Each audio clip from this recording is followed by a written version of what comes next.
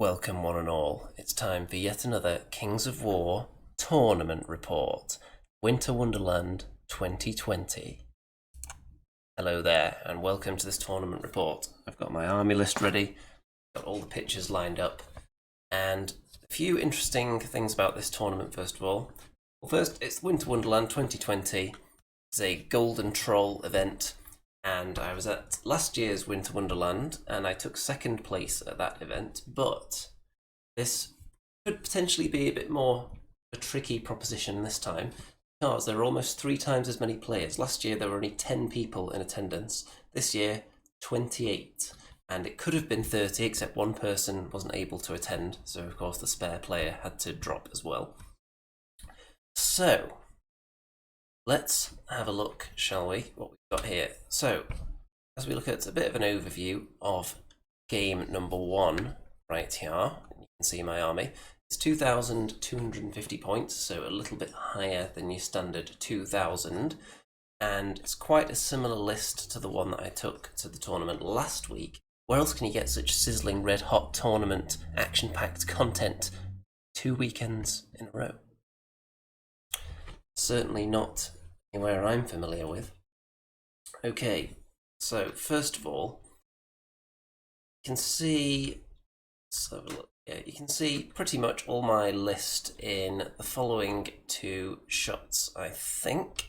So let's start off with this one here before I tell you about the scenario and my opponent. We've gone for, you can see there's a regiment of freshly painted decimators at the back there.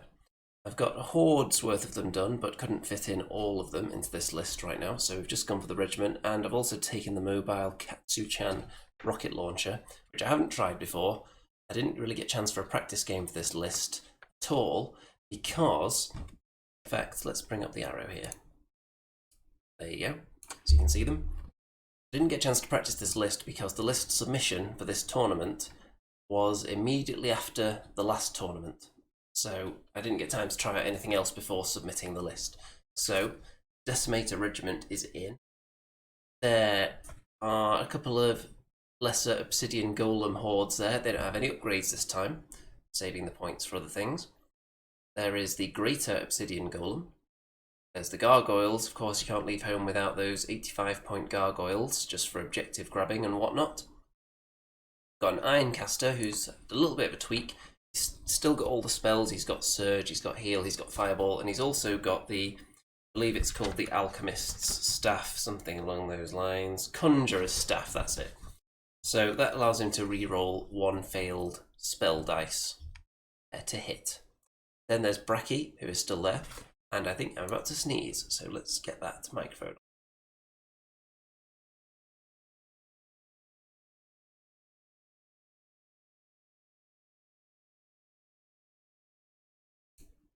And we're back. So, Bracky, still in there, and then there's the Half-Breed Regiment as well. If anyone is watching this, by the way, feel free to drop a comment in the chat and I'll refer to the chat occasionally and maybe even respond if you've got any tactical questions or tips you want to give to the community, or if you spot anything, any grievous errors that were made in the rules, feel free to drop them in there and I can address them in real time. So the Half-Breeds have been given the Boots of Striding again. It's a very handy item for them. It means that you can keep them, so it's not only safer keeping them kind of behind pieces of terrain sometimes or in difficult terrain, makes them a bit less prone to being murdered, but it also means that that one time they strike, the first time you throw them out there, because they are a bit of a vulnerable unit, only being defense 4, so that first time they hit something, they really want to be doing damage, otherwise you could just lose them immediately afterwards. Then we've got 2 regiments of Immortal Guard. They're still in there with no upgrades. There is Basu, Susan.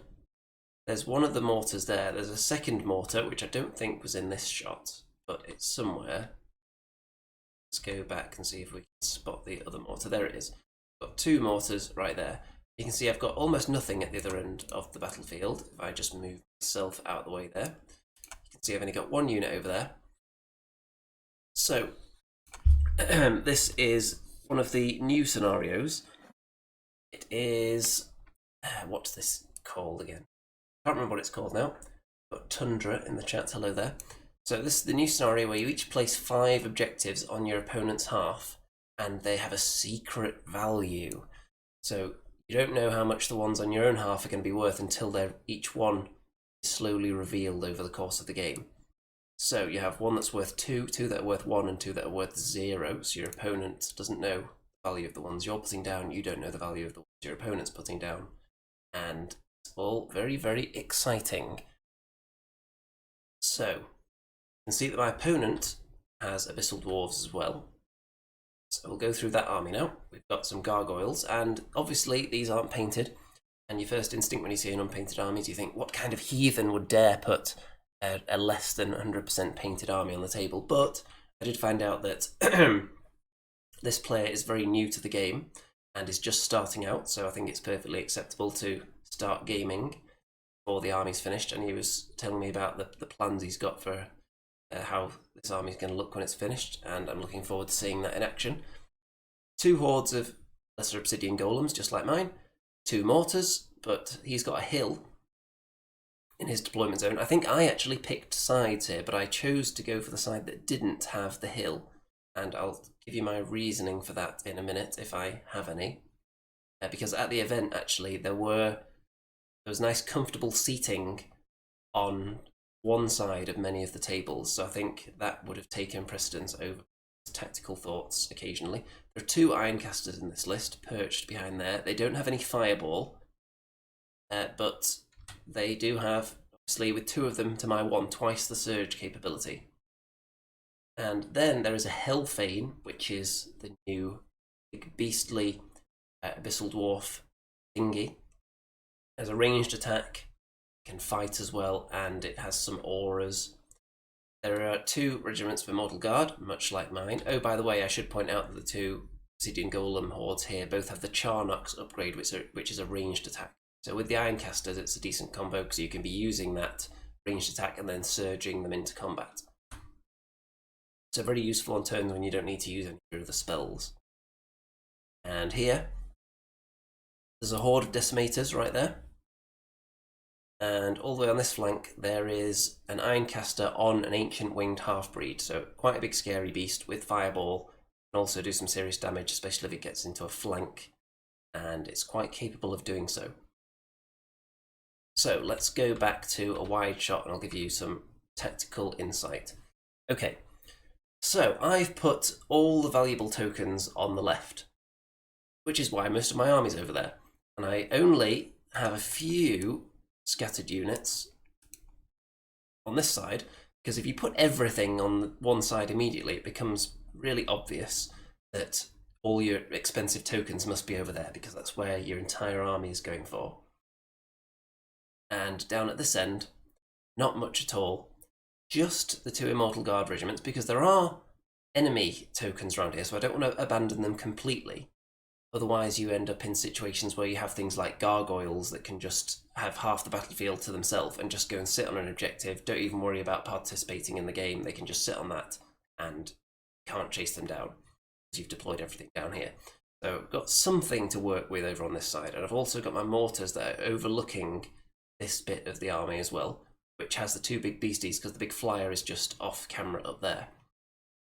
Also got Basu right in the middle, so or Basusan, she is in my army, so she can easily get all the way around the battlefield at this stage. And I think the Gargoyles on my opponent's army also had the Scrying Gem, which means I have to put down D3 additional units at the start of the game when I'm doing my first deployment. So I had to put down quite a few units first, which is okay because I'm used to putting all my units down and then my opponent having quite a lot left when I'm using this army. So I put some Immortal Guard down first, probably. Just wanted to give the illusion that I cared about that end, even though I've put my 0 tokens over down that end. And I've put, I think the 2 is right there, and then there's 1s there and there. So that's the area I want to fight over, and then I'll have to see where I want to fight on my own half as the game progresses. And regarding the terrain, there is a nice hill there. So I'm not going to want to close the distance and get charged from on top of the hill. Of course, there are bonuses associated with that. Of course, anything that's on the hill can easily be spotted by mortars even over the top of my own troops here. So, put my gargoyles behind the lines here. I don't want them being shot. There are mortars around, so I don't want that to be a thing. Gargoyles are very, very easy to kill. One mortar hit is very likely to do them in. So, moving on to the start of the game, and turn 1. And I get the first turn. I think my opponent might have let me go first here. With this scenario, it's not always the worst when there's lots of objectives for you to hop around to get to. Going last is sometimes better, because you get the opportunity to choose where your troops are going to be at the end of the game, looking at where all the opposing troops are, basing your decisions on that, rather than just guessing where they're going to be at the end. So you can choose to overload a particular objective with unit strength or abandon one if you're not going to win it and claim multiple other ones.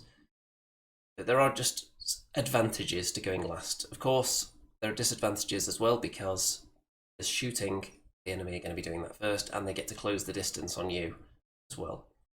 So, I've moved up the half-breeds, not at maximum speed. I don't care if they get charged by gargoyles, because what a gargoyle's going to do, they're just going to get killed straight afterwards.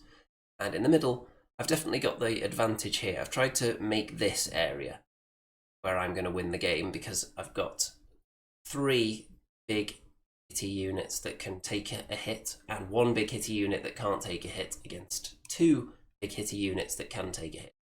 And I've got Bracky here as well, so I think I've got a huge advantage here. And because I didn't put anything on the other side of the board, really, left the likes of the Hellfane and especially this Decimator Horde with just nothing to do. All they can do, really, is go and try and claim objectives, and if they stay over there, they're on 0-point objectives, they'll find out. So really, these 4 units are not playing a huge part in the game at the moment, because I'm not even going to contest this area. You can see that I've immediately sent Basu down here. When I put her in the middle, I wasn't sure where this big beastie was going to deploy, but I'm hoping to use Basu as a deterrent.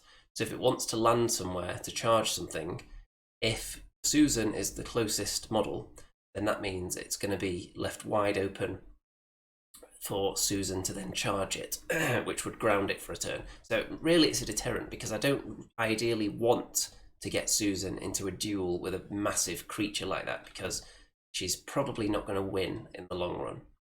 But a good deterrent. You can see the Immortal Guard here have immediately turned away and gone this way, because on their own, what are they going to do against all this? Nothing. So there's just no point contesting this area here, and I've got the house to defend me from any flanks. So if I can fight, make the fight happen in this area here, I'll be very happy, because I've got a big advantage there. And the mortars, you can see here my sets of nerve test dice, which I alternate between. Those are the brand new ones that were given out at this event with the golden troll logo on. Those are my Swords of Summer dice, which was a tournament, obviously, during the summer. Some more golden troll ones there. I think these brown ones are Northern Kings. And the mortars, look at that. Between them, 8 damage onto the Ironcaster on the Great Winged Half-Breed. Ancient Winged Half-Breed. So, pretty tasty there. 8 damage. That's going to make it hesitate now, because it's in the zone where if it lands in range of Susan, it should be worried that she could kill it in one go when it's already on 8 damage. So it actually has to think about where it goes now. If it was unwounded at all, it could just fly straight forward and immediately be a threat, but right now it has to actually parry. Look at that human hand on the table next door there. So, bit of a wide shot there, you can see exactly what I'm looking for. It's difficult to know exactly how well it's going in this scenario until you've turned over some of the objectives on your own side. Turn 1 for my opponent, not that much of an advance actually, because lots of them are in difficult terrain, so they're not going to be going at the double. This big creature is very hesitant to go forward now, as I predicted. Golems have come down off the hill.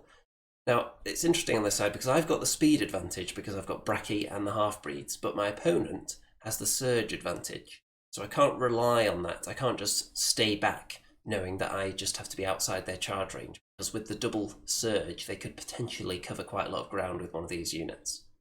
And the Gargoyles, of course, are in there as well.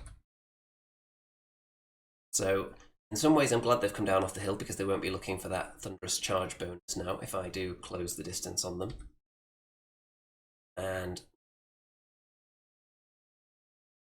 the Hellfane, moving forward, fires out and does 1 damage onto the Immortal Guard. This unit here. So that's not bad, they do have regeneration. So we turn over some of the objectives at the end of that turn. I don't think his mortars hit anything. So there's obviously the 2-point objective that I put right there, which my opponent is looking directly at. And I uncover the 2-point objective as well, which is the one kind of in between all my forces. I have no one that's even going to think about trying to claim that, so I'm not even worrying about that objective. Then turn 2. So you can see I've gone in here. I've decided, you know what, instead of just advancing up slowly and waiting to let my opponent double charge or surge, I'm going to just throw in now because I've got the Boots of Striding on the half-breeds. I think with Bracky as well, who's also charged into that unit of Golems, I've actually got a chance of doing some decent damage to them with all that combined. And this unit of lesser Golems have moved up, and then I've surged them. Not only to try and actually make contact with these Golems, but also to block them off so that there's less chance of them being able to pull off any kind of flank charge on the half-breeds next turn, especially because they would end up going through Bracky, potentially. So with this unit here, there's not going to be any space, really, for them to be looking at that. Even if they did end up being able to turn and make contact with Bracky, even if they then killed him, they wouldn't have any space to overrun, because this unit is right here, and his own unit right there as well. And I think the distance they would bounce down, they are wider than a cavalry unit. So if they countercharge into the half-breeds, they wouldn't be sticking out that way sufficiently to allow this unit over to their flank. But very complicated, but I think you get the idea. What do the mortars do this time? Well, I went for the Hellfane this time because I thought, you know what, that big Ironcaster on the Flying Beastie is already really worried and he's not going to get healed in this game. So why don't I just shoot at something else now? Because that thing's already compromised. So let's go for the Hellfane and 9 damage. So very nice. So well done with the mortars so far. And I'm not eager to engage up here. I'm actually just backing away with these Immortal Guard. Let's move me back to the top corner again. So these guys are backing away because either of these objectives could be worth something at the end, so I want to stay around them, and then Basu is just the deterrent. In the middle, I've got plenty of backup in this fight, so I'm very confident. I don't think my opponent has much chance of coming in here. I don't think there's a flank charge available there. I think it's too far. Otherwise, I wouldn't just push them forward like that. And look at this. Only 5 damage. Very, very disappointing. Very disappointing indeed. Would have expected a lot more than that from the half-breeds who are unhindered because of the Boots of Striding and Bracky as well. Can't win them all. Only 5 wounds.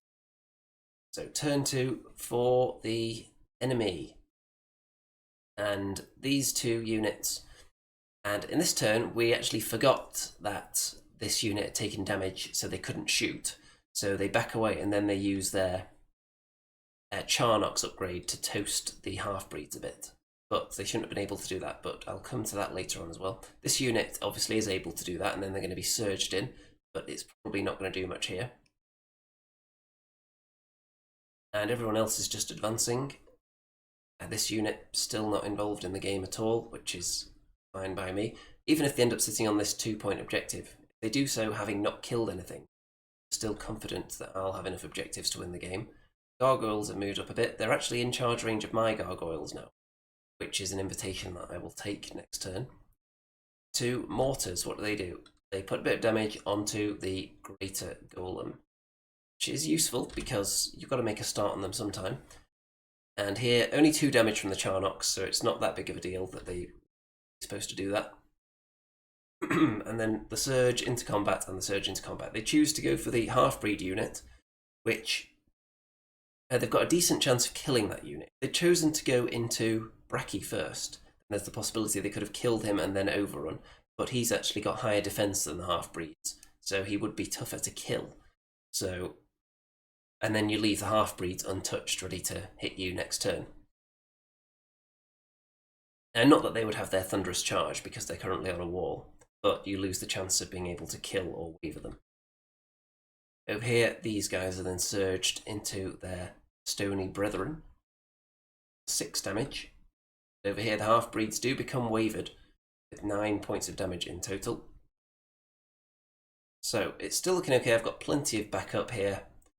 And it would have been better if I could have done more than 5 damage on that unit last turn, though. That's cramped my style a bit. And some more objectives are turned over. So there's a 1-point objective I put back there. And there is a big fat 0 around the bulk of my troops, so I don't want to be hanging around this area too much. It's not worth anything to me. Turn 3 for me. So the Gargoyles do charge the enemy Gargoyles, 5 damage, and waver them, represented by that base. So that'll do, because they won't be able to fight me next turn. The turn after that, unless they regenerate all their wounds, I should be able to kill them. And in the middle, you can see that Bracky has disappeared. The half-breeds have regenerated a few wounds and have accepted, you know what, I think we're going to die next time. Let's just stay here, we can't fight. Let's not try and fight this unit anymore. And then the Golems and the Greater Golem here charge into this Horde. Only do 7 damage though, which is really disappointing. Only 7. And then up here, Bracky has charged into one of the war machines. So he's going to easily skin that alive, the crew anyway. I don't want to skin the actual fit though. Everyone else repositioning. This unit are waiting to accept the Hellfane towards them. Decimator's still chilling, and the Ironcaster also. After Bracky killed the Mortar, he then came backwards just to make sure his 9-inch inspiring range covered all these units around here. And over on this flank, still no reason to advance. Just chilling, staying out of the threat range of the Decimators. Turn 3 for my enemy, so the Hellfane charges into the Immortal Guard. So we'll see what he can do in a minute. It's turned sideways just because it wouldn't fit with its tongue sticking out there. And everything advancing again, apart from this beastie, which is still just hiding. Very hesitant to go forward. I would have been tempted by now to just thrust it in. But I can understand the wisdom of keeping it alive if you think it can survive being hit again. If you think that the Mortars are going to miss it for the rest of the game, then it makes a bit of sense to keep a flyer like that alive to jump onto an objective in the last turn. But it is very vulnerable. Here, there's a counter-charge here, Golems against Golems, and these ones going straight for the half-breeds. And I think they were surged in. Or these ones were surged in. These ones didn't need to be because they couldn't use their Charnox upgrade anyway. These ones, because we remembered that they shouldn't have used it the turn before, my opponent decided not to use it this time, which you can't say fairer than that really, can you? And Hellfane gets these guys up to 8 wounds. They're not worried yet though. And the half-breeds are dead as expected. But look at this. This unit of Golems is dead as well. So my Golems and the Greater Golem combined only did, what was it, about 7 wounds to this unit. But look at that. This unit on its own does all that. Very, very tasty indeed. So it's not looking quite so healthy now. And they've turned inwards, so I can't even look to be attacking any of the flanks. That was my plan. Because they'd countercharged the lesser Golems, that leaves the flank open for the Greater Golem here, and then this unit can charge into them. But alas, they've now been able to turn, so the flank isn't really a juicy option anymore. And there's how it's looking. Exposed some tokens as well, so there's a 1-point objective that I put down in the middle of the table, and the one that I exposed is a 1-pointer all the way over here, which I may not be able to claim because my army's going to advance past it, and I don't want to be sitting there at the whole game. Maybe the Gargoyles look into it. Turn 4. So my Gargoyles finish off the enemy Gargoyles. And I have to really go all in now, because otherwise I'd be leaving rears and flanks exposed if they fail in combat. So these Golems charge into the enemy Golems. Don't do too much. And Bracky and the Greater Golem charge into the lesser golem horde that's still alive there and finish it off. And the Immortal Guard do some damage to the Hellfane. Remember, it also took wounds from the Mortar earlier, so it's getting quite damaged now. What do the Mortars do this time? Well, they put a ton more damage onto the Ancient Winged Half-Breed, but look at that, double 1 on the nerve test. Wow, wow, wow. So it means I'm going to have to deal with it for another turn now. Very unfortunate there. But still, I've successfully kept this entire blob out of the game. All they can really do is go for objectives. They haven't been able to contribute to the killing at all. And it's looking fairly healthy now, I think. Now that we can see how much a lot of the objectives are worth, I know for a fact that there's going to be a 1-point objective somewhere on my right flank, because there was a 0 down here. Turn 4 for the enemy. So these Immortal Guard turned towards this area, going after my greater golem there. Everyone else advancing still. So this one or the token behind are going to be worth 1, but I don't know which yet. So I'm just holding back, don't want to be charged yet. This is my only unit down here that can hold objectives, so I need to keep it alive. And these golems are going to have another go at these ones here, as the golem off continues. The Hellfane finishes off the Immortal Guard, unfortunately. You can see that Basu is here as well. Is there a better shot of how Suzu landed there? Yeah, so Basu abandoned the other flank to come over here because I think she might be needed to finish off some of the units around here rather than involve herself in an area down there with units that she's never going to finish off before the end of the game. So that's how she ended up there. Hellfane, I think it overruns towards the mortar, so it's too close for the mortar to shoot now, I think. And 7 damage dealt there from golem to golem, but I did the damage first, so I've got the advantage in this fight, so I should be winning that. Hopefully next turn I'll be able to finish them off. And more tokens revealed, so the one closest to the middle is worth 0, which is good for me, because this unit of Immortal Guard can just back up now towards the one that's worth 1 point, and hopefully sit on that and defend it against the enemy Immortal Guard until the end of the game. And then I had a 0 that was exposed in the pool as well.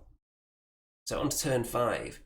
And the Decimators, there's a 2-point objective there, but really, I want to get rid of this Hellfane. The scoring system for this tournament, it's quite complicated. I think it's 14 points for a win, 10 for a draw, 7 for a loss, and then you get plus or minus to your score based on the amount of kills you got and also the kills you got in comparison to your opponent and the victory points in the scenario that you got in comparison to your opponent. So your score can go up and down. So it's useful to be killing things as well. So I want to finish this thing off with the Decimators, but not yet. The Gargoyles decide to go for the other mortar now that they're freed up, and I'd expect them to kill that, but they only do 2 wounds. I suppose Abyssal Dwarf war machines aren't that tough to crack, and Gargoyles aren't very fighting anything. So they've stopped it shooting, and then they'll be able to finish it next time. Golems kill golems, so I've now won this area. I just need to keep the things alive, and these 2 Ironcasters do not have Fireball, so all they can do is go into close combat with 1 attack each if they want to kill anything. The Greater Obsidian Golem turns towards those Immortal Guard, and I thought, you know what? If I could surge him in there, I could get a couple of turns killing them, maybe get another turn, and head for those Decimators, and maybe get rid of them, because they're on 2-point objective there. So I thought, let's go for it. And Basu goes in here as well, which should speed up the process, but see that he's not quite successful with the surge, which means only Susan is able to do damage there. And I'm going to continue to back away here, because that is going to be worth 1, since it's the only one uncovered and there's a 1-pointer left. And that's going to be worth 0. No point my opponent sitting there any longer. Turn 5. So what is my opponent doing now? Closing the distance. I can't avoid these Immortal Guard forever, and I can't really charge them either, because that's going to be worth a victory point, so I don't want to abandon it. So theoretically, I do have the option to abandon it and charge them. which would then mean that if they killed me, they'd be very unlikely to overrun and reach it. But I want to go for maximum points here, so I want to stay near this objective and claim it for myself. Over here, these Immortal Guard have countercharged into the Greater Golem. We'll see if they do any damage in a minute. The Decimators have turned to face this way, which makes it very unlikely I'm going to be able to clear them. And the big flying beastie is finally getting into the game. It's heavily wounded, but it is landing in a spot where it can affect the game now, behind them.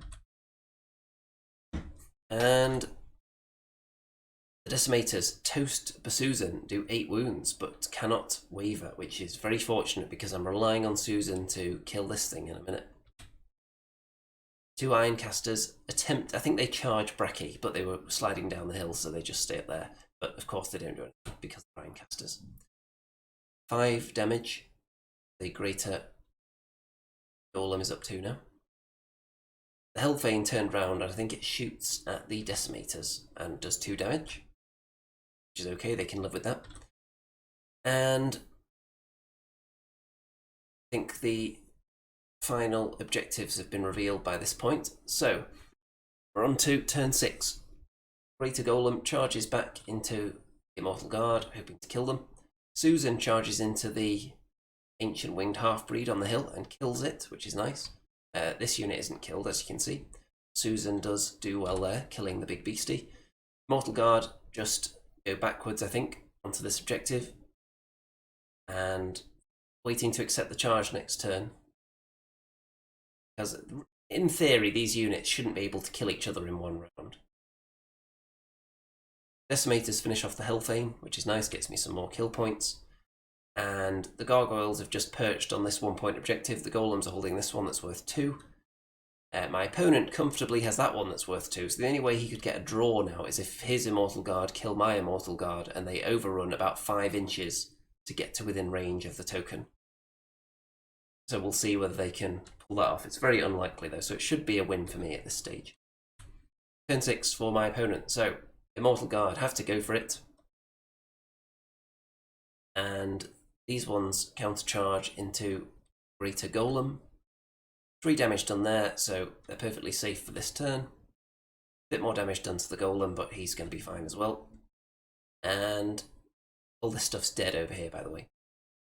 So if that's how the game ends, then that's going to be a win for me. But there is a turn 7, so it could all change. What do I do? Well, I charge into both the Ironcasters. Bracky and the Golems take out 1 each. The Gargoyles are still perched up there, they can't do anything, they're sitting on a token. Greater Golem kills off the Immortal Guard here. Gets me more points as well. The Mortar shoots. And quite a bit of damage done to the Decimator Horde there, but can't kill them. And the Immortal Guard and Basu, who helps out with the rear charge as well, get them up to 6 wounds, but not enough, and they've regenerated 1 back as well. So I should be able to survive the round of attacks in enemy turn 7, which is now. And of course they're going to charge straight back in there because there's only chance to not lose. And I don't think they've really got anything else alive. Just the Decimator Horde and the Immortal Guard. So do practically nothing. So the game is going to end with me holding this objective worth 1, this one worth 2, and this one worth 1 for a total of 4, and my opponent having a total of 2, holding this one with the Decimators. So very successful game there. Quite a hefty kill point win as well. Got quite a lot of stuff alive. Of course, it was a bit spicy because it all came down to... You could say it was greedy that I wanted this objective as well. Had I charged forwards and had the fight taking place further away, it would have guaranteed the win rather than it having a chance of becoming a draw with a lucky roll here.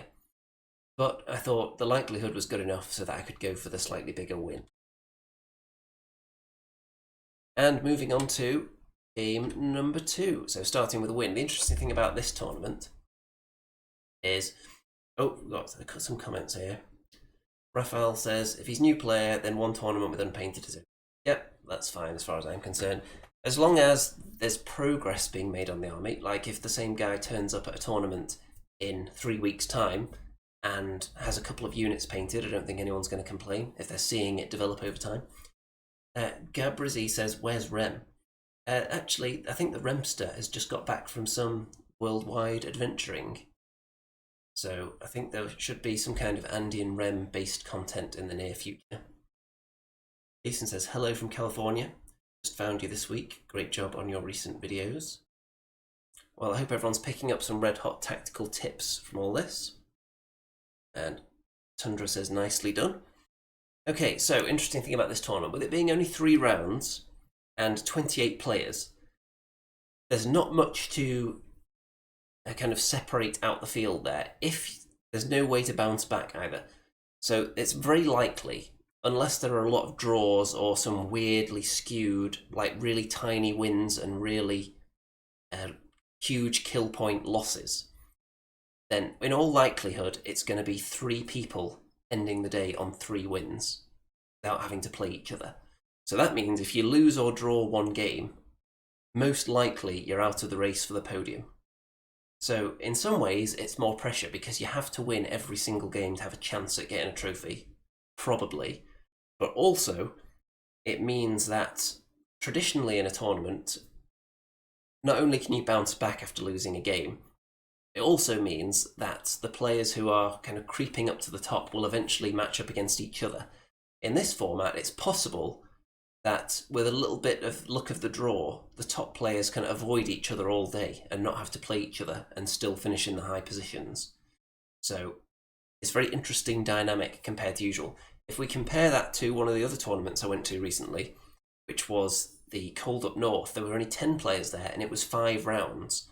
So you're almost having to play everybody and often having to play the same player twice. And it's got very, very congested. So with this tournament, it's much more of a spread. Interesting though to have different numbers of rounds and different numbers of players at events. Keeps things spicy, different point levels as well. Rizzy says, good to hear you guys are my fave Warhammer team to listen to. Yeah, there is going to be some kind of content soon, don't worry about that. And on to game 2. Now this is against an army I've never faced before in my life, and that is the Northern Alliance. And I seem to have a copy of the list as well. I think I kept this accidentally. I just found it with my own army list when I got home. But it's for the best anyway, because now I know the names of the units, because I've never played against Northern Alliance before, ever. I think I've played them in Vanguard, but obviously that's a completely different animal. So this is the control scenario. And of course, with control, you want to be controlling any of the 6 square table sections, 2 foot by 2 foot squares, and the central one on your opponent's half is worth double victory points to you. So, in this situation, my army doesn't like spreading out too much, and I don't have that many units that can actually score compared to certain armies. Thinking something like Ogres that has lots of characters who are not individual. I've got a lot of points tied up in individuals and of war machines that can't actually score on any scenario, but this one where there's 6 areas to contest, and sometimes you need more than 1 unit in each area to get the required unit strength to defeat whatever the opponent's unit strength is in that region as well. So if you start losing units that can hold objectives and hold table sections, it gets a bit dicey. Okay, you can see immediately that the Gargoyles are hiding. That's because my opponent has a couple of bolt throwers. And Gargoyles are potential game winners in this scenario because they're only 85 points. I can quite happily go into a game 85 points down and just say that the Gargoyles aren't participating in this game. And then in the last turn, they just jump into an area where they can score me a victory point. So I do not want them to get shot. So they're just going to hide for the entire game. So let's go through my entire deployment here, shall we? It looks like someone's walking across the shot here. You can see just the start of them here, and then there they go afterwards. So someone trying to invade the battle report here. Gargoyles, hiding. Bracky is on this side. You'll see what he's potentially countering in a minute. Here's my kind of blob of death in the middle. Got 1 unit of Immortal Guard, all the Golems and the Ironcaster hiding behind there. 1 Mortar in the woods, as it can see through there, and the Decimator's just chilling behind there. Over on this side we've got the Half-Breeds, we've got Basu and the other unit of Immortal Guard. I don't want to put everything too close to the middle, but as a general rule, if we look at the wide shot, if you congest everything in this kind of area, this kind of blob here, you're in a position where you can potentially strike at all 6 areas in the last couple of turns, you don't want to be fighting all the way on one flank because there's no way you can actually reach the opposite end of the table. But if you're fighting mainly, you consider the dominate scenario, if you're fighting mainly in that kind of area, middle, and then in the last 2 or 3 turns start thinking about spreading out, then that's one way you can play it. My opponent. Let's see what we've got here then. So, there are some snow trolls, which are here. I think most of this is painted. Northern Alliance is quite a new army, so I wouldn't expect everyone to have them painted immediately, especially not a full army.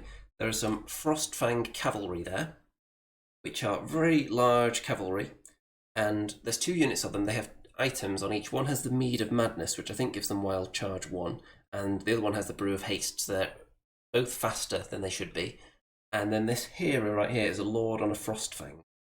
So some very hard-hitting units here among the Bolt Thrower. For this game, the only thing I really knew about Northern Alliance is that their shooting slows you down when it wounds you. So got to watch out for that with the Bolt Thrower. There are some more snow trolls over here, and a Snow Troll Prime. Steve says evening, hello there. Another Bolt Thrower. Big Juicy Giant. There are some more Frostfang Cavalry. And over here, very nicely painted there. So if the rest of the army is going to look like this, it's going to be a treat eventually. This is a Lord on Chimera. He's a very big, scary beastie indeed. And the kind of creature, because he's got 10 attacks and hitting on 3s, so the kind of thing you don't want to be charging with a Brachy or a Basusu really, because he's just likely to eat them on the counterattack because he's not relying on Thunderous Charge. So he's just going to be munching them down with ease. So really you don't want to be using your expensive individuals going after something like that because it's just too scary. And it has more attacks than any of your individual heroes. So, turn 1. I get turn 1. I think I may have chosen to take turn 1 here. The Bolt Throwers are going to be shooting immediately and slowing me down, and I want to shoot first, and I want to claim some territory, I think. I could be wrong, but I think I chose to go first. If I'm wrong, then, oh well, too bad.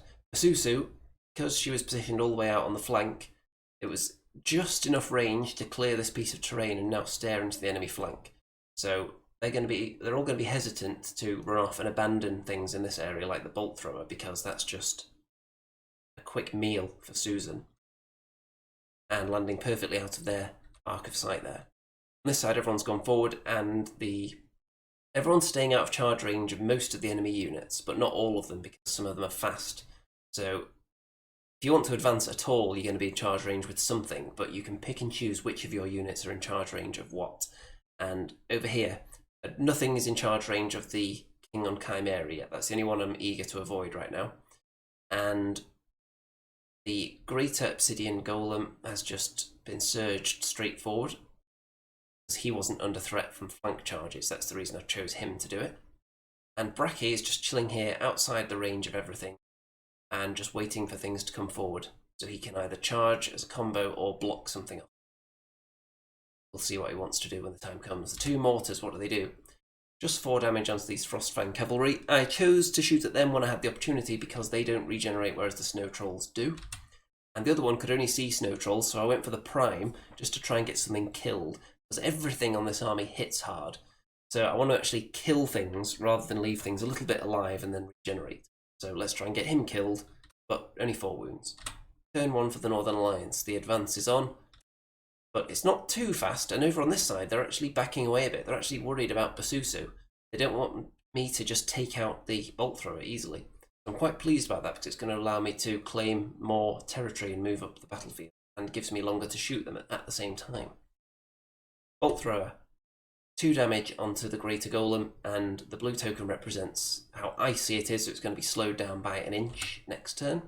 And the other one puts 2 damage onto the half-breeds. And normally I would keep them out of harm's way of things like Bolt Throwers, but I think I just need to get them forward faster here. Especially now I've got the enemy kind of pinned back up there. I don't want them to be able to come forward and contest my central area. So not much else happens there. turn 2 for me, so advancing up but staying out of charge range still.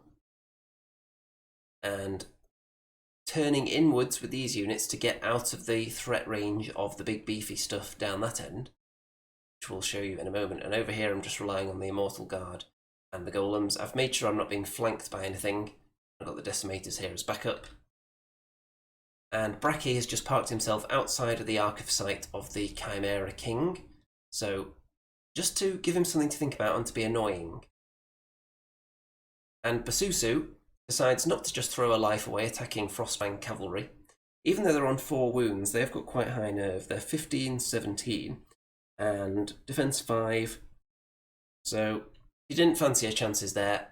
She decided to just hide behind them instead and just keep distracting them, because they've already shown that they're willing to be distracted by Susan.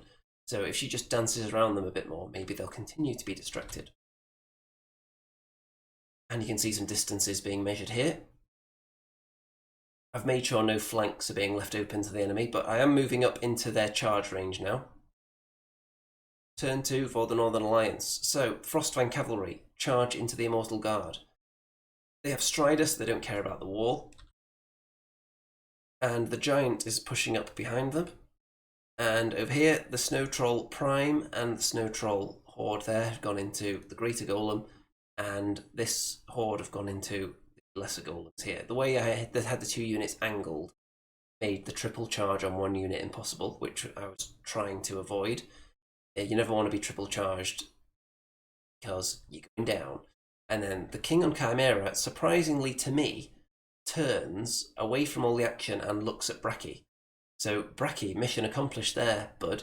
He can just move out of the arc of sight of this creature again and just leave it staring at nobody for another turn.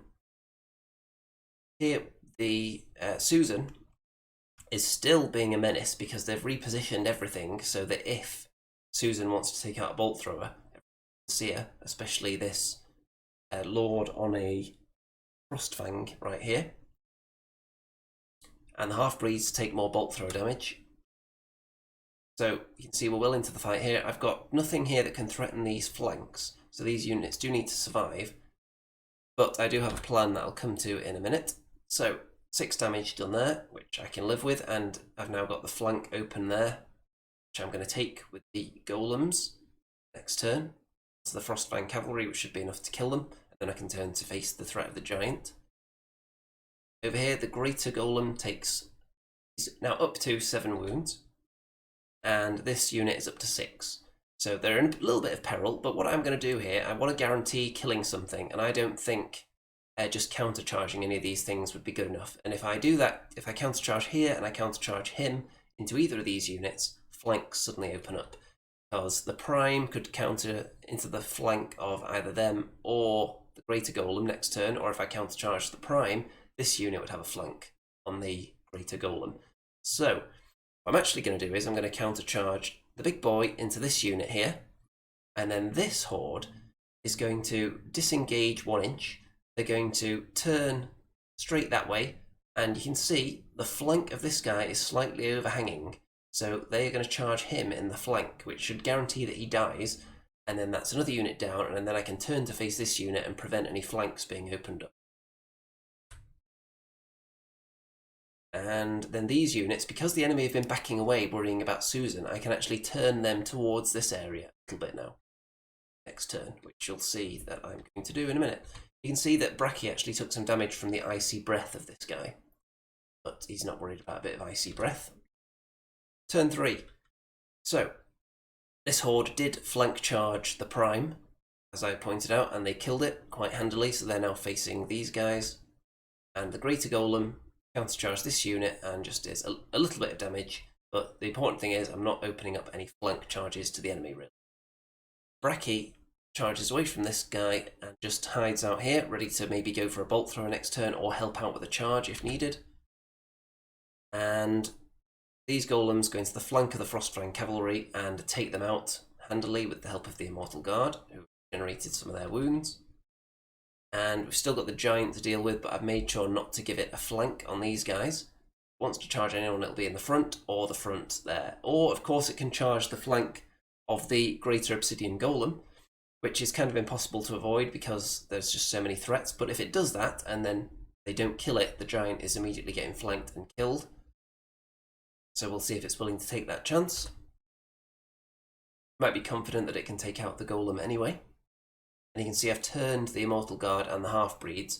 The Immortal Guard are totally at this angle, so if anything is facing away from them next turn, it's going to get charged.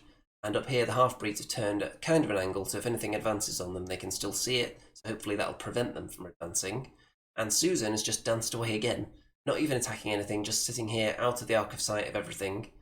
So she's just being annoying right now, distracting all this blob, and is now also a big threat next turn to help out with a rear charge into one of these units. So turn 3, the mage. Did I mention the mage earlier? I think the mage was hiding behind something. It's actually an Ice Queen, which has some healing ability and also some icy breath.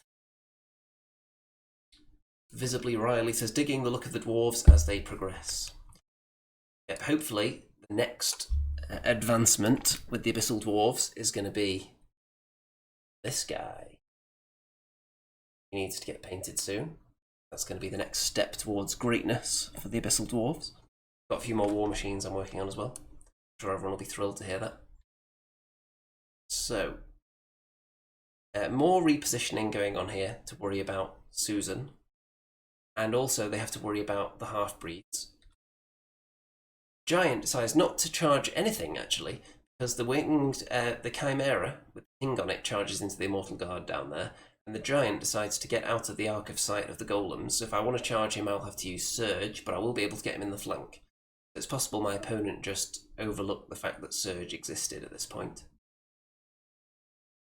Over here, you can see that the snow trolls have gone into the greater golem there, and these ones have gone back into the lesser golem. So both these units are in the danger zone. They've taken enough damage so that a good round could kill them.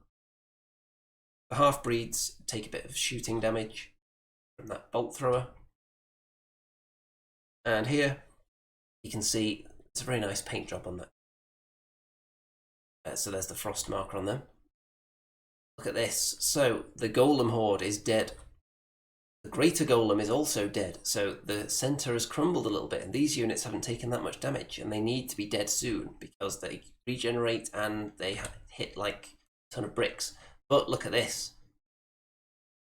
Immortal Guard, up to 16 wounds, double 1 from the king on Chimera. Very nice. So now the king is now facing this way for another turn. He's now not looking behind him, which means I don't even have to worry about him at all. Because previously I would have had to consider whether to actually surge these guys into the flank of the giant, or whether to worry about the king instead, who can of course fly over them and attack anything, but now he's stuck facing this way, so I don't have to worry about that anymore. Turn 4 for me. So there's a double charge on the snow trolls in the middle from the Immortal Guard that were here, and half-breeds that were over here. They use their boots of the striding to get over that wall unhindered. Double charge is enough to kill the trolls. Nice. Also, a fireball and the decimators, and both mortars. That's enough to take out the other snow troll unit, which was already slightly damaged. So very nice. All the snow trolls toast, or melted perhaps. And they are gone. This unit of golems, they do flank the giant. It is a surge to take. Yeah, actually, I'm not sure whether, I don't think I did use the fireball. I think he was just looking that way so we could surge them. It was just the decimators and the mortar that did it. It was the surge in here. So surge into the flank of the giant. He's toast. Now they're looking at the king on Chimera, who takes a bit of damage on the counter charge as they regenerate quite a lot of wounds. And he takes a little bit. Bracky kills off the bolt thrower on the hill and then overruns across the hill. And Basu kills the mage in one round, which is very nice going. Sean is in the chat. So it's looking very healthy at this stage, but I have lost a few useful units. Still looking good though. What's my opponent got under my face there? There is still this unit of Frostfang Cavalry, a bolt thrower, and the Frostfang Lord, and the king on Chimera. So it's not all over yet, definitely, because a lot of the units I've got are in perilous positions. The half-breeds are on 3 damage, and there's a lot of scary units looking at them now. so we'll see whether my opponent can take advantage. Turn 4 for the Northern Alliance, and the Bolt Thrower, what does it do? It kills off the Lesser Obsidian Golem Horde. Look at all that damage. What were they on before? Let's have a look.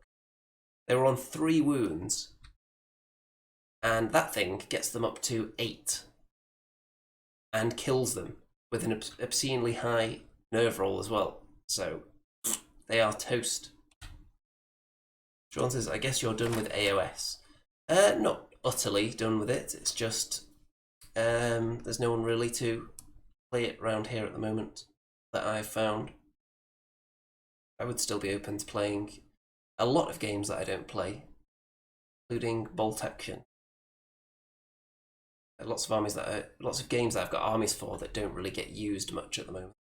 But they're all just sitting in the drawer waiting for the right time. So you never know. Okay, so those Immortal Guard are finally dead this time. They should have been dead last turn. But I think the death of this unit of Golems makes up for that. That could have totally swung the game there, because now I haven't got much to deal with this guy. He's only slightly wounded, and I might have to shoot him. And down here you can see there's a double charge from the Frostfang Cavalry and the Frostfang Lord. And you can see my Gargoyles still hiding behind there because they don't want to come out and get killed, even by the frosty breath of that thing. They want to stay hiding as long as possible in this scenario because they can just pop out and win the game for me at any point. And suddenly it's not looking amazing, especially because the half-breeds get killed here as well, as expected. So all of a sudden, how many scoring units have I even got left now? I've got these Immortal Guard, I've got the Decimators, and I've got the Gargoyles. I've only got 3 scoring units left, and my opponent has 3 left as well. So I need to be killing things and not losing any more units. And there is a flying, hideous beastie looking into the flank of my Immortal Guard now. So that is quite scary. Turn 5, so what do I do to counter this? Well, you look at this situation, Basusu is up there. She flank or rear charges these guys here, Frostfang Cavalry, Immortal Guard in the front, and that is enough to kill them, which is very nice indeed. I get some Fireball and Decimator action on the King on Chimera, but can't kill it or waver it, it's just taken a few wounds now. So I've made sure to position these guys in the woods, so if the Chimera charges them, I like their chances of survival, at least surviving wavered, which would give me another turn to deal with this thing. So if they want to charge it, if it wants to charge them hindered, then feel free. I don't think that thing has Strider. Chimera, no it does not. Bracky kills off the final Bolt Thrower, because it can just take out one of my scoring units next turn, potentially, like it did last time, so that needed to be dead. So we've got 2 scoring units left in the middle, and I've got the Gargoyles left alive, so it's looking quite good at the moment, but still not guaranteed. If this unit can kill the Decimators next turn, or even fly over here and kill the Immortal Guard, it's capable of doing it, but I would fancy both their chances of survival at this stage. They've got high nerve, these guys are in the woods. Think they should be okay for one turn, and this guy's not looking at anybody apart from Bracky, and Bracky can't score.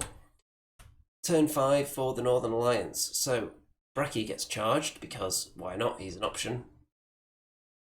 And my opponent here decides, rather than charging into this unit, decides to charge into the Mortar instead.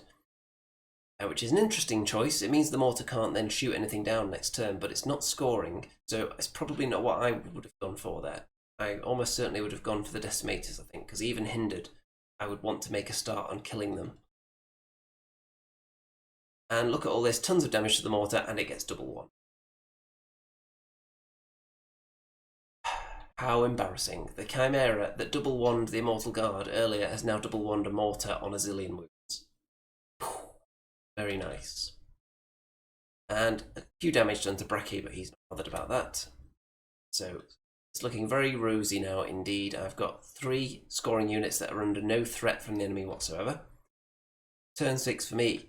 So Fireball and Decimator time to try and take out this guy, but it's not going to be enough to kill him yet. Susan and Bracky fighting the Lord on the Frostfang, but not enough to kill him yet. The Immortal Guard are just positioning themselves to make sure they're in an area that they are scoring me a victory point in.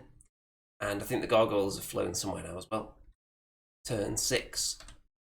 So, my opponent decides, you know what, I need to kill those decimators now. Forget silly ideas of killing a mortar. Just turns around on the spot and then uses the icy breath on the decimators, but only does 2 wounds. And the Frostfang Lord hurts Bracky a little bit again. Not enough to worry him though. And that's going to be the end of the game. So I think he is scoring a victory point, but the Immortal Guard are scoring 1. The Decimators are scoring 1 because their unit strength is greater than the King on Chimera. And the Gargoyles flew away to score 2 points, I think. Believe they flew into the enemy's central section, so they're scoring 2. So it's a nice win for me. And we had a couple of those nice double ones there that held up the King on Chimera, which definitely helped in that game. It was very swingy. Of course, there was the bad luck as well, with the Lesser Obsidian Golem Horde being killed when they were virtually unhurt, being killed by 1 bolt thrower in a single turn, which was very bad.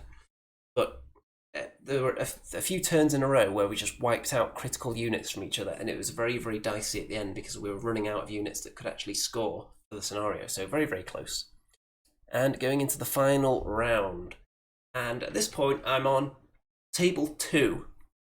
So at this stage, it's a little bit of pressure off because you know that even if you win big, you're relying on table 1 having a less impressive win than you if you're going to win the tournament. So you just have to go out there, try and win the game, and see where it lands you. And I think a win in this game would virtually guarantee one of the top 3 places, like I was saying earlier, unless there's loads of draws, because there's only 3 rounds, amount of players, there's likely to be 3 players who end on 3 wins each. So those are most likely to be the podium. So 2 wins so far. Haven't had to give away any severed Abyssal Dwarf head trophies up to this point. And if you include the last tournament as well, I think that makes it 5 Abyssal Dwarf tournament victories in a row. So Visibly says nice there, and Raphael says very nice. So a bit more enthusiasm with the nice there. Very nice indeed. So this final game of the tournament is Kill, which is a scenario I don't generally like, even though with these armies I think it slightly favours me, because I am the only army on this table that has any shooting at all, which means I can sit back, shoot up the enemy, let them advance towards me, and then just try and kill what I can. And I think that is to my advantage in the Kill scenario. If it was any other scenario, I would have to get forward faster if I was having to claim objectives or territory, for example. So I'm against the Orcs, and you may recognise this army. It is a veteran army of many of my battle reports. And yes, the owner of this army was also the owner of the Dwarf army, one of the Dwarf armies I played at the previous tournament. We've played each other 10 zillion times, and in friendly games we've got a pretty even record, but somehow he's yet to defeat me at a tournament. Is this the time? Because this is the kind of army that I thought I might struggle with. Because if we look what is in this Orc army, there is a lot of hard-hitting units that can kill any of my units in one go, particularly these 2 big, gigantic hordes of Great Axe, because they have Crushing Strength 2, they have lots of attacks, and I don't really have any one unit that can kill them in one go. I need double and triple charges to have a chance of taking them out. So this does worry me a bit. And let's go through the deployment here, because it's all pretty congested on this side of the table. So I've got Immortal Guard there. Basuzen is right here because she's actually countering a Great Winged Crudger, or Crudgeon Great Winged Slasher. It's a big giant flying monster that's very scary, and Basusu is my only natural deterrent that I've got to that creature. And in the middle I've just put up this huge wall of death. The half-breeds, for once, they can deploy right on the front line without worrying about anything because there's nothing to shoot them, this army. No shooting whatsoever, not even one solitary lightning bolt, just absolutely nothing. The only thing that there is Drain Life, but that's a short-range spell. And then we've got all the Golems compact here with the Ironcaster on the front rank as well, because he's not worried about any shooting. The Gargoyles are behind the lines, they don't want to get charged, but when the time comes, I am going to want to focus my charges on 1 or 2 things at a time. So I'm going to want the Gargoyles to just fly out and block something else in place for a turn. So that's all they're going to be used for. The Decimators is backup in case I lose the War of Attrition, which is entirely possible. I'll want them to do the mopping up afterwards, along with maybe the Fireball of the Ironcaster. Bracky is in there as well. He can be thrown out to block in a decent hitting power unit. Something like Cavalry is an ideal thing for him or Basu to be going after, because if you hit them first, you can take away their Thunderous Charge, and then they're very unlikely to kill you on the counter. So something where you can make them less effective by hitting first is the ideal target. You don't want to be hitting something that's just got a big, huge amount of crushing strength and a zillion attacks, because they'll just kill you immediately, and there you've just thrown 200 points away. Immortal Guard out on this flank. This really is kind of a flyer deterrent. I want a unit on this side so that there's something for an enemy flyer to worry about, so it can't just come forward to here and just stare into my flank. I've actually got a unit here, because I think I finished deploying first as usual. I believe so anyway. So in my opponent's army, we've got Gore Rider Regiment. We've got the Gore Rider troop there. We've got Gakamak, who's of course terrifying, possibly the most powerful individual. He's got the speed, he's got the hitting power, he's just an absolute beast, hits on 2s, he's just insane. Wardrum in there, there's a God Speaker with Drain Life and Bane Chant. So Bane Chant's behind these Crushing Strength 2 units with a zillion attacks. And they hit on 3s, but one of them has the Potion of the Caterpillar, and one of them has the Brew of Sharpness, so it actually hits on 2s and 3s if it's going through difficult terrain. So these things can take out any of my Defense 6 units in one round if I let them get near them. There's a Regiment of Morax which has a lot of attacks as well. There is, I think is there another God Speaker somewhere? This might be another God Speaker. Or that might be a Crudger actually with the, what does it have? I don't remember, that might have Bane Chant as well. Then there's another Wardrum, so boosting up the nerve of all these things, making it less likely to kill them in one go. Then there's another troop of Gore Riders at the back, and another regiment of Gore Riders there, and the big winged slasher. So, very, very scary looking kind of army I think my army should struggle against in theory, because, like I said, lots of heavy hitting units that I can't take out in one hit, and they can take me out in one. So I need to chaff things up, use multi-charges successfully, and avoid being chaffed up as well by the cavalry. I'm going to be shooting at things I can kill, because I don't want to have to worry about 4 or 5 units charging me at once. So I'm going to try and kill things rather than wound things, and then deal with the big units later, just try to hold them up as long as possible. So my opponent gets the first turn and decides, why not take it, why not just advance halfway towards the enemy immediately? So Gore Riders at the front being a bit of a screen, and look how close they are immediately. Very, very scary. Very quick turn 1, and turn 1 for me. So I advance the Immortal Guard up on this side. There's nothing really that's that much of a threat to them. There's one unit of cavalry in the woods that probably can't see them at the moment. If anyone wants to come over here and fight Immortal Guard away from the main battle line, that's okay. You'd be making a hindered charge on them, so very unlikely to take them out. And like the Immortal Guard's chances there, especially I've got Bracky lurking here as backup, and if he draws Gakamak over here away from the battle line as well, that's okay with me. So in the middle, everything's just advancing a tiny amount. I think I might have actually gone backwards with some units and forwards a teensy bit with others. So the half-breeds have moved backwards because they don't want to be charged. They're the one unit I've got on the front line that do not want to be hit. The Ironcaster moves back because he doesn't want to be charged, because he's obviously going to die if he does. Everything else, I think, I just nudged them around a little bit just to optimise the positioning. The Immortal Guard here are looking, I think there's a potential charge on there, these guys. I'm not sure if they're in range yet. And you can see that the slasher is actually staring in this direction, looking down the flank in case I advanced. So Susan is just sitting outside of its charge arc. So Susan can't be seen, and she's now threatening the flank of the enemy when they advance. So the mortars, what do they do? Well, the first one, 4 wounds on the Gore Rider Regiment that's near Susan. 4 wounds and a waver, so very nice nerve roll on them.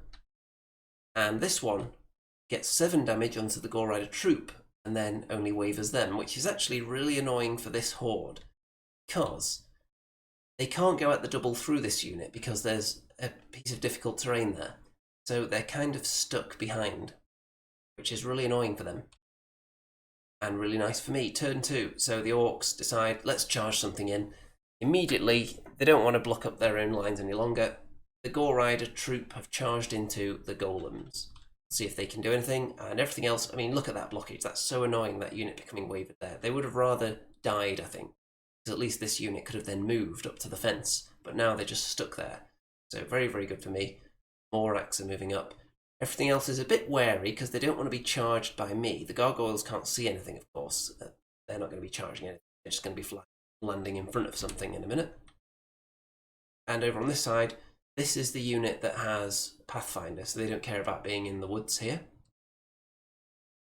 And the War Drum is just positioning around to make sure everyone's nerve is sufficiently boosted. And there's how the battle line is looking. So, I took a few nice cinematic shots here, so let's get rid of the weapon for a second, so you can marvel in all this glory. Look at that, and then a bit more of a close-up there, right in the back. I like this one though, because you can see Lancaster there pointing towards the enemy, and you get a good low look at the table. Apart from the fact this unit's propped on a wall, so you can see the underside of their base. Apart from that, very nice. Moving on. So also, the slasher is threatening Susan, so she has to get out of the way now because it can see her. And this unit of cavalry, I think they moved backwards and haven't taken their waver token with them yet. And only 2 damage done there, but I wouldn't necessarily be expecting them to even do that much. They are quite hitty, War Riders, so a couple of damage done there. That's going to help them potentially in the long run. And on to turn 2 for me. So the Immortal Guard, they're now looking into the flank of the enemy, so they can't stay there all day. They're going to have to move. And Bracky is hiding from Gakamak. Doesn't want to be charged by him. That would be bad time all round. He's just waiting there for someone to come steaming in down here, and then he can join with the charge. And that would put him in a different facing, which means there's no chance of him being overrun when he fights.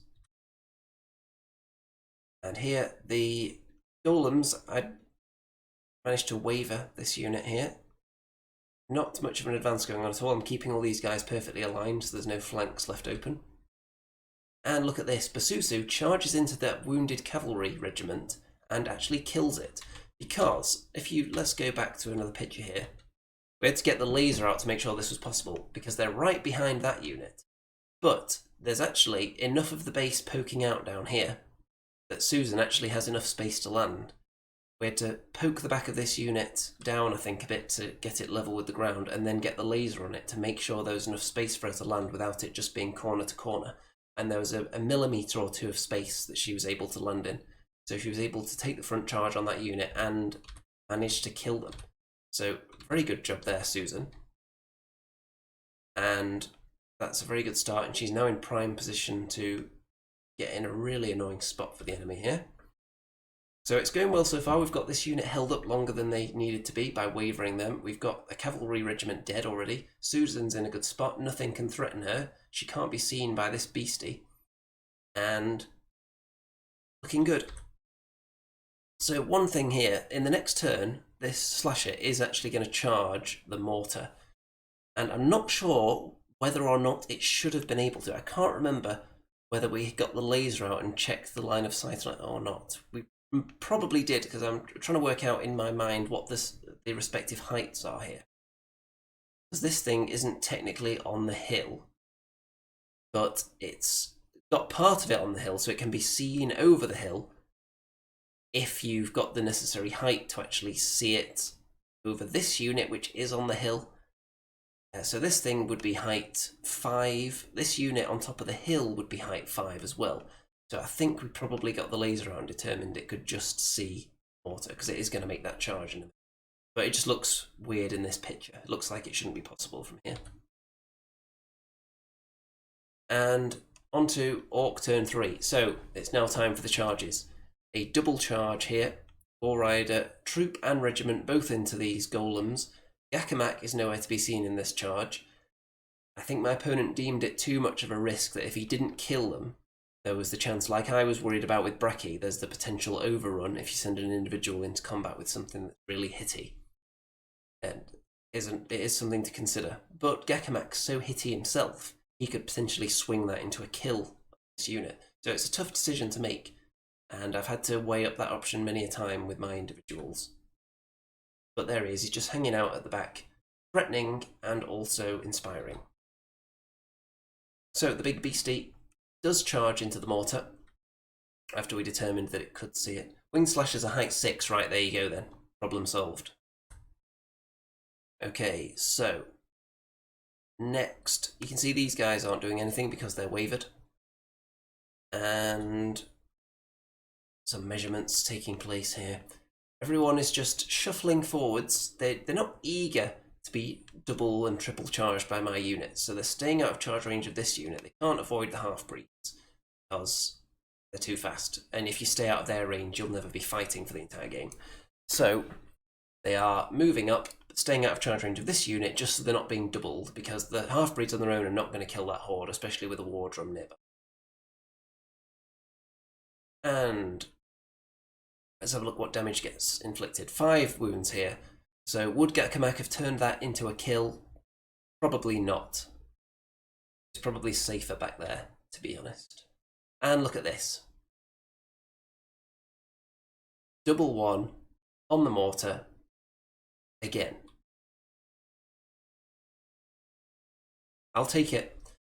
So the mortar takes a ton of damage, double wand. So this guy, it's not the worst though, because in other situations where the mortar was double wand, it was in the front, so he was just facing the back of the table, so couldn't do anything next turn. At least this time he's facing down my line, so I will have to deal with him. I need to stop him flying, ideally, because I've got nothing around here that can charge him, so I think Basusu is going to be my only option to come back and attack this bad boy. So that is the end of that turn. Turn 3 for the Abyssal Dwarfs. So the Gore Rider Regiment in the front with the Golems, in the flank with Bracky, and down they go. Greater Golem charges into the troop, the wounded troop of Gore Riders, and they are splattered as well. Raphael says the mortar needs a name. Well, one of them is always Morty the Mortar, but I haven't got another name. You can't really call one Morty and then one Mortimer the Mortar. Can you? Can you? Let's hear what people think about that. So all the Gore Riders are dead here, and the other one's dead there as well. So all the enemy cavalry are dead. So that is the goal accomplished of killing things before moving on to the other stuff. Because the Gore Riders can hit and do serious damage, and they are killable, whereas the big hordes can hit and do serious damage, but they're not instantly killable. So every turn you're slowly grinding away at them, while the enemy is potentially draining life and putting the wounds back on them. The Gore Riders are free to just hit you. So if you take out the things that you can kill in one go first, and then concentrate on the big stuff, sometimes works out for the best. Obviously, it depends on circumstances. Steve says, how about Rick? That one's a possible, definitely. Could put some kind of like crazy hairstyle on the mortar that's actually a golem with a puff of smoke coming out of his belly. So all the Gore Riders dead. Gargoyles have chosen this time to land. So the reason they're doing that is because the half-breeds are not confident in succeeding with a charge on any of these units.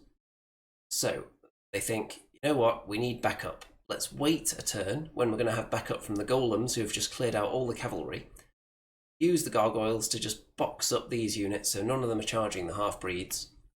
And that way we'll be able to multi-charge next turn, hopefully. But my opponent actually comes up with some sneaky solutions to this strategy.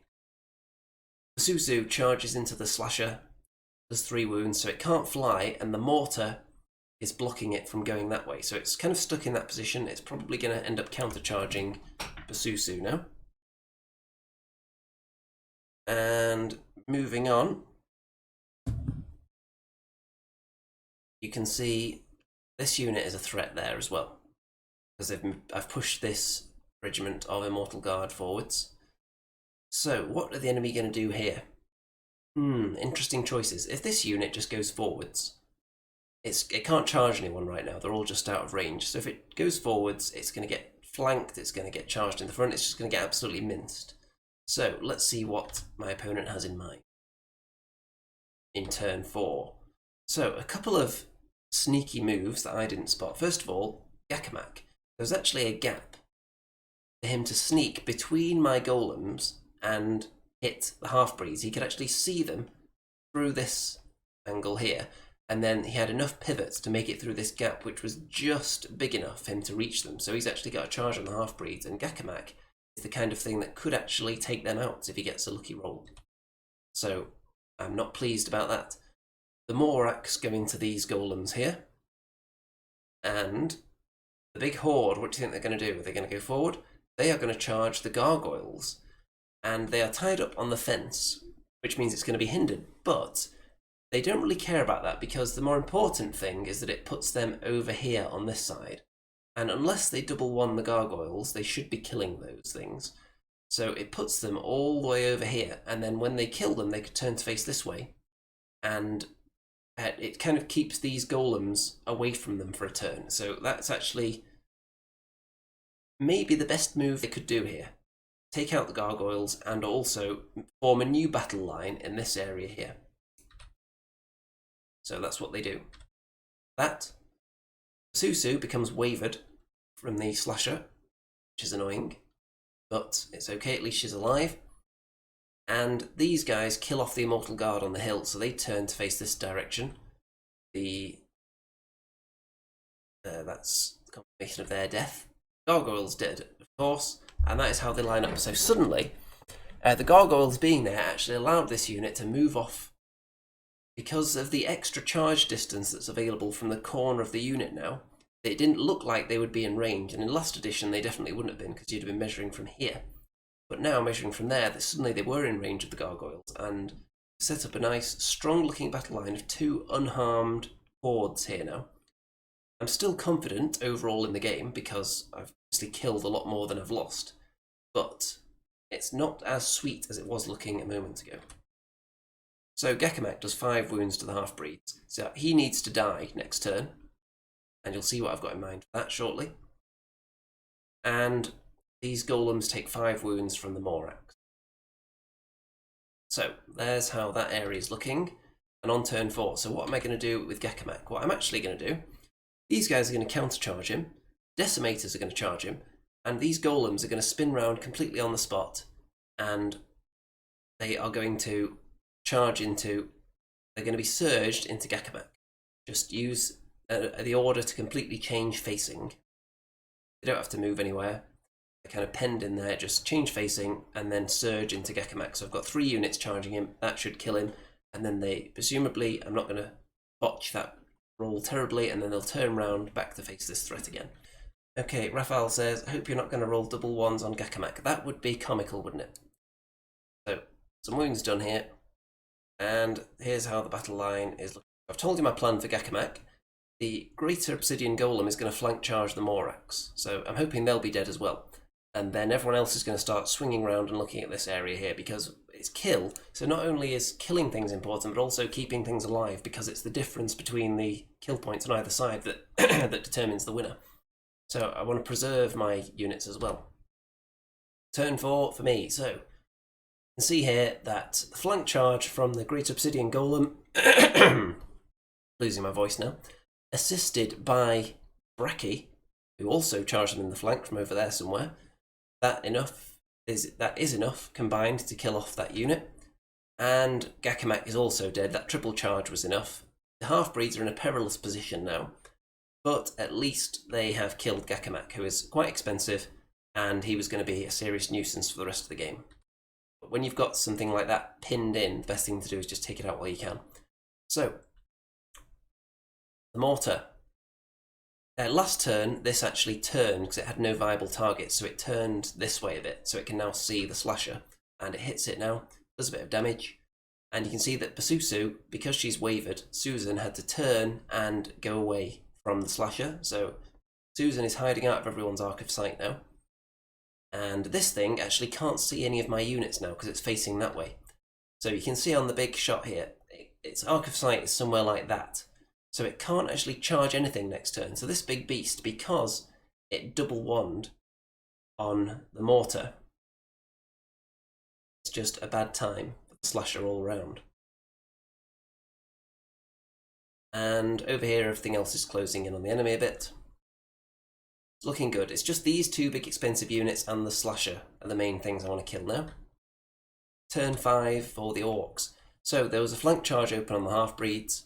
Both of these units weren't able to charge at the same time, because if these guys charge the Golems, then these guys can't reach the half-breeds. If these guys charge anything, these guys can't reach anything either.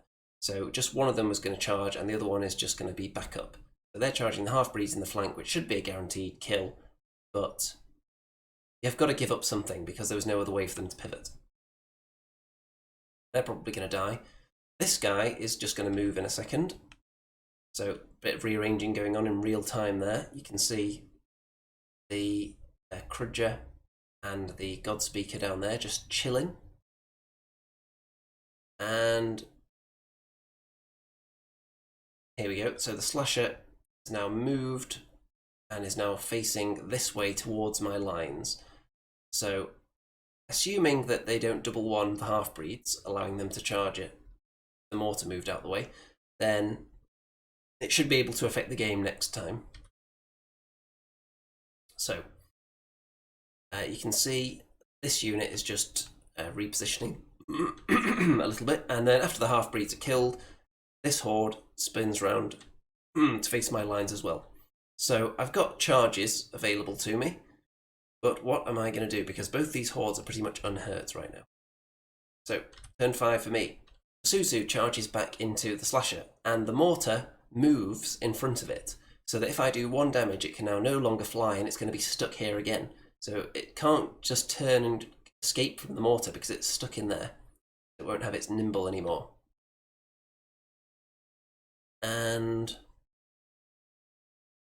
let's see. At least I think that's the correct ruling there. Regards to Nimble. Because it's detached from fly now, so when you have Nimble separately, are you still considered nimble even when you're disordered now, when you're a flyer? That's an interesting question. I'm sure someone will be able to answer that. I haven't been playing with any big flyers lately, so it hasn't come up for me. What does this Mortar do? It targets the Horde that was on the hill. I think they're mostly on the hill anyway. Does some damage to them. It's a start for when I want to kill them in a minute. And over here, I went for a double charge. I could have had a triple charge with the Decimators here. And if this was another scenario, I might consider this. But the Decimators, if they are involved in the charge, that means it would be the easiest countercharge in history if I don't kill the unit. So the Decimators would be gently toasted alive by these guys if they don't successfully make the kill. So they are hiding because they're such easy meat, and we've just gone for the double charge instead. So the greater golem and the lesser golems charging in there. Bracky went off and killed a war drum because it's the kill scenario, might as well start mopping things up.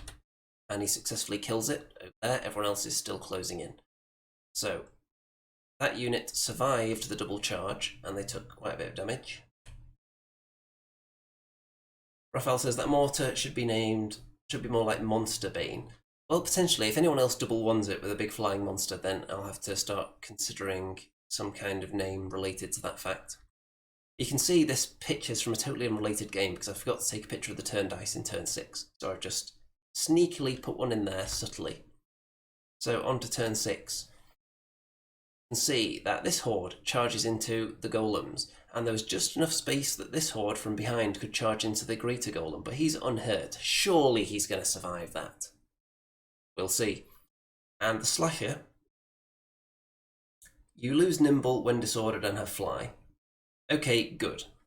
So it was played correctly. So the Slasher decides to countercharge Basu, and he's going to do some wounds probably. This unit in there.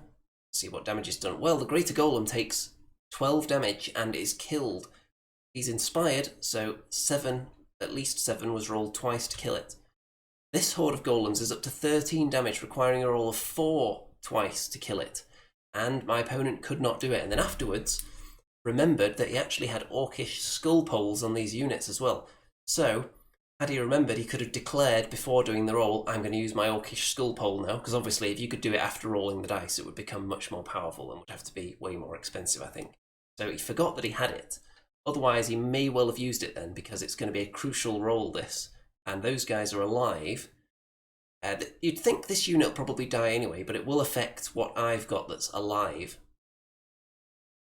to do the killing with. This unit is pretty beaten up though. So hopefully it won't have too much of an effect from my opponent's point of view.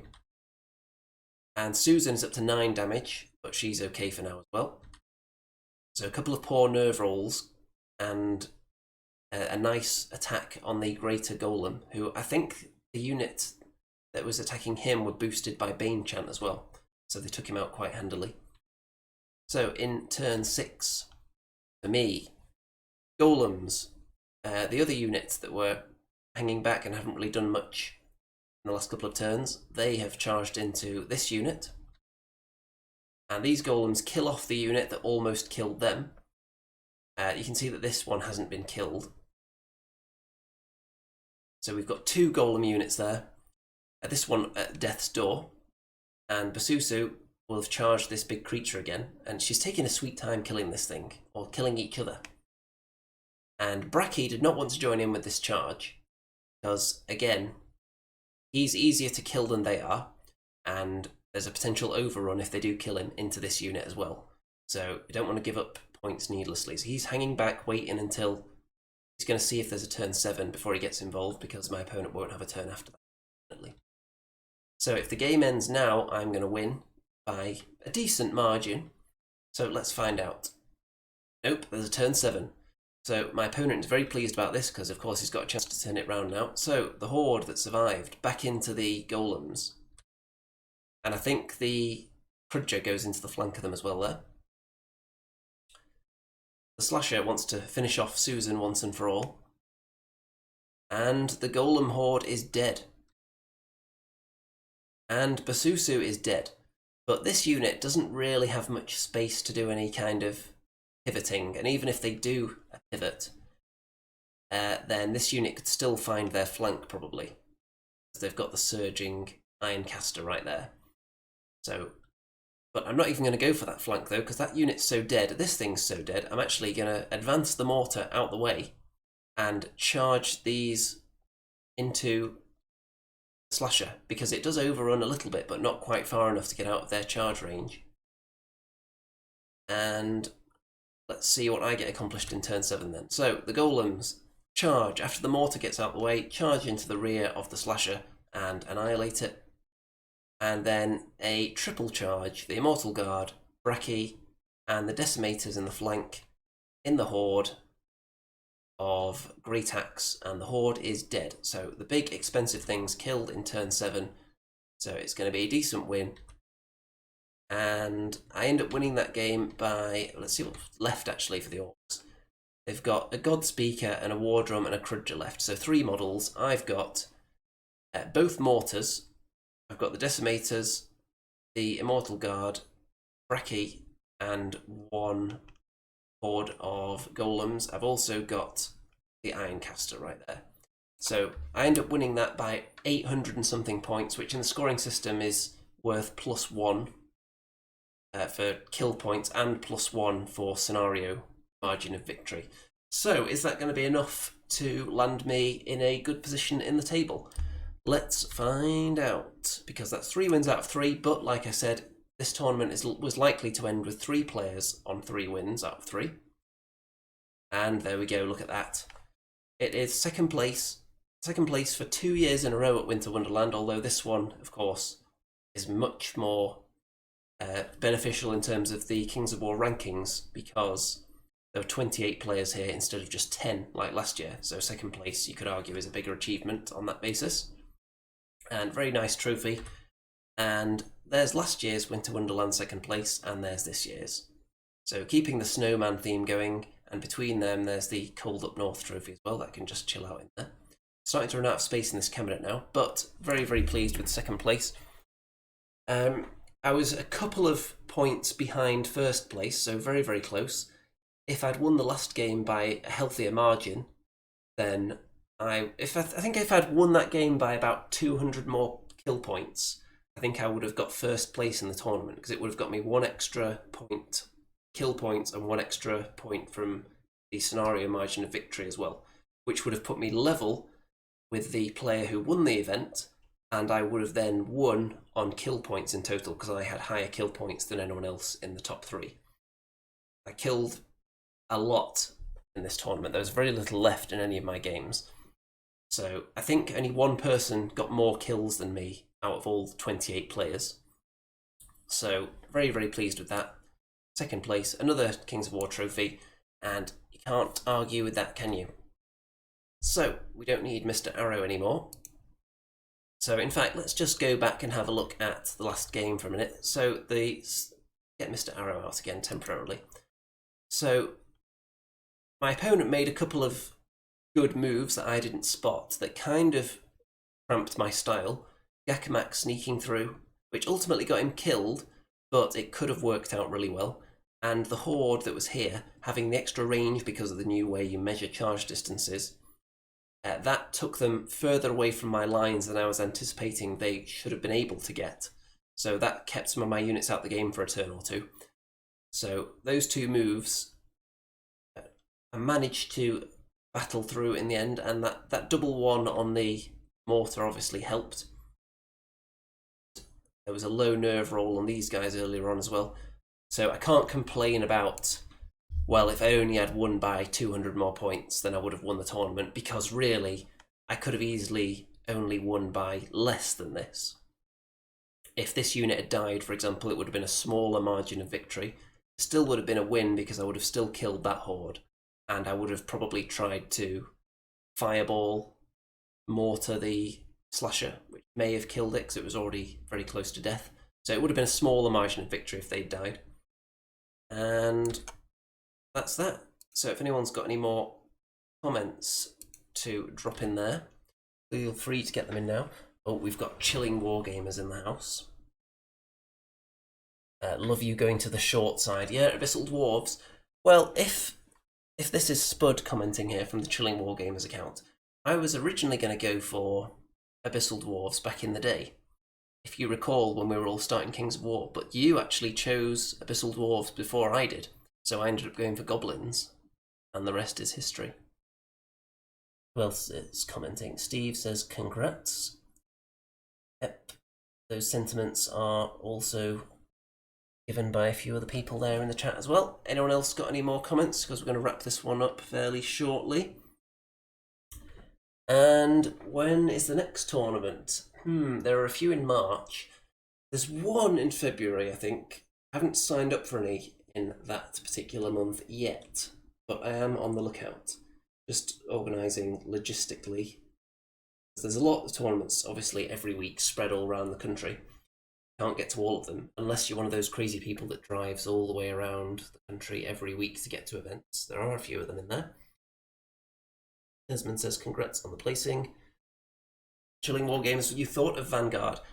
I don't like Vanguard as much as I like Kings of War or Dead Zone or Dreadball, but it's okay. I have some issues with the rules, particularly the when something is kind of dead, but it's really just lying down having a nap, and then it's able to stand up again, unless you come and give him a bop on the head while he's down. I'm not sure about that rule. I think if they want to make things survivable, they should just give them more wounds instead. That always annoys me, that mechanic. But apart from that, I think it's alright. I'll happily play it at a combined event. I don't generally go out of my way to attend purely Vanguard events, though. I'm not that big into it. Maybe I will be now, because the Abyssal Dwarf set was just released, so I'm going to get some of those. Particularly with the Mantic gift voucher I actually won at this tournament for finishing second, so I might get some of those very soon. And the rest of the Abyssal Dwarf regular Kings of War stuff is coming out next month, I think, which includes Grotesques and the new Hellfane. So I think I've also got some Element Games vouchers floating around somewhere, so I think I'm going to be placing some orders of more Abyssal Dwarf stuff fairly soon. I don't know how I'm going to fit any of this into my list. Am I going to Mantic Open Day? I'm not sure when the next one is, actually. So I'll have to look into that. We shall see. I've already got some Abyssal Dwarf painted for Vanguard. I've already used them before at an event. But Abyssal Dwarves, people think they're terrible in Vanguard, so hopefully the new models have some pretty sweet, spicy rules to go with them. There are a few things that seemed ridiculously underpowered, like Decimators. Some of their rules seemed a bit silly previously. Hopefully they've got a little improvement with the new models. So that. Right, time to wrap this one up, folks. Don't forget to like the video, subscribe and all that nonsense. Check out all the links in the description, all the social media shenanigans, send me all your life savings and all that and whatnot. And don't forget to join my Facebook group, Twitter and all that good stuff. And anything else? Stay tuned, there's going to be more stuff coming soon. And if I get any of that new Abyssal Dwarf stuff, then I'll probably put something up on it on Facebook immediately as soon as I get it. I may do, if there's anything particularly notable about any of the new releases, then I may do some video on them. Have a look at the new models to see if they're better than the old ones. And with that, I think all that remains to be said is good night out there, whatever you